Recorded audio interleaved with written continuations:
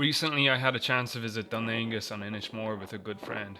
I had planned to film a video out there, but as you can see, the conditions weren't great, and the trip kind of ended up being an improv photography lesson with varying results. So instead of boring you with a bunch of badly shot footage, instead I'm going to try to explain what the function of this weird, ancient structure might have been. So before we start, I'm going to give you a fair heads up. Nobody is completely sure when Dun Aengus was first built, or what its purpose was originally. The mystery surrounding it is compounded by its weird location. It's hard to get to even when you're already on the island, so there must have been a compelling reason to build it in its unique location. Some potential uses could have included an academic function, administrative purposes, for religious purposes, or as a food storage. The first of these that is really easy to rule out is as a food storage. Inishmore is pretty much a large lump of limestone, and it's pretty hard to grow much of anything there. The small fields enclosed by stone walls are evidence of this. These fields arose by those wishing to farm, clearing areas of rock and at times importing topsoil from mainland Ireland, and then using the rock to ensure what little topsoil was there didn't actually blow away. We can also fairly safely rule out academic purposes and administrative purposes. These constructions tend to occur in highly populous areas, which Inishmore is not and never was.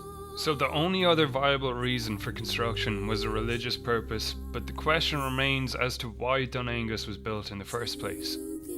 Excavations at the site have uncovered the presence of metalworking and foreign goods like amber beads. This suggests that those that occupied Dun Aengus were of high status and that the construction may have a Bronze Age origin. A model by the Irish historian Thomas O'Rahilly suggests that the second most prominent group to colonise Ireland in the 5th and 6th century, the Fir Bolg, built this fort slightly later in the Iron Age. Fir Bolg literally translates as men of bags, but Volg can also mean belly, sack, bellow, and so forth. Certain Celtic interpretations suggest the name Fir Bolg should actually be interpreted as swollen men, as this group of people were swollen with bloodlust. Regardless of semantics, it seems that this group were engaged in violence and subjugation of individuals who had colonised Ireland before them, and perhaps this is where the amber and metalworking came from. But the original question remains, if they built this fort, why did they do it and why here? O'Rahilly's models suggest that it was built following the invasion of Connacht by Britannic Celts, the Ligan.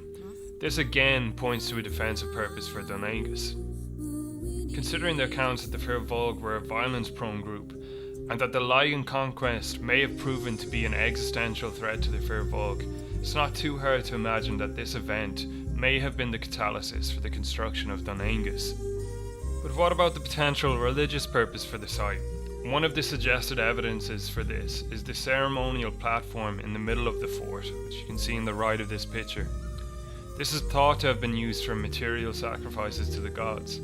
This speculation really can't be fully substantiated though, and it is basically based on evidence found in similar sites in Ireland. The presence of an amphitheatre-like construction also suggests some kind of ceremonial usage, but for what exactly is unknown. Finally, the evidence of metallurgy at Dun Aengus may also point towards a mythical or religious purpose. In early history, metalwork was often associated with mysticism.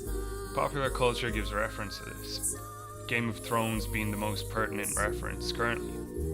Dun Aengus's awe-inspiring location may have fed into the perception of a sacred, magical, or religious act occurring there. In truth, it's not entirely clear the exact reason for Dun Aengus's construction, and it's entirely likely its utility changed over time. But the most reasonable answer is that Dun Aengus was constructed for defensive reasons and some kind of ceremonial or religious purposes.